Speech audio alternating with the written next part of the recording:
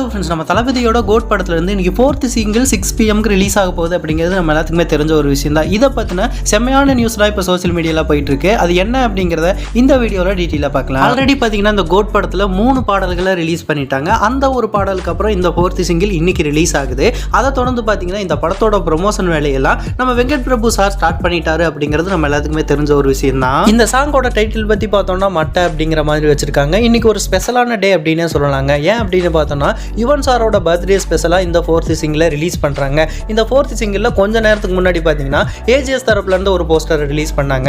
அந்த ஒரு போஸ்டர்லையுமே பார்த்தீங்கன்னா நம்ம யுவன் சாருக்கு விஷ் பண்ணுற மாதிரியான ஒரு போஸ்டரை ரிலீஸ் பண்ணாங்க. ஆல்ரெடி இந்த கோட் படத்தில் பார்த்தீங்கன்னா திரிஷா மேம் நடிக்கிறாங்க அப்படிங்கிற மாதிரி சில நியூஸ்லாம் வந்துருச்சு. இந்த படத்தில் கேமியோவாக பண்ணுறாங்க அப்படிங்கிற மாதிரி சில நியூஸ்லாம் வந்துருந்துச்சு.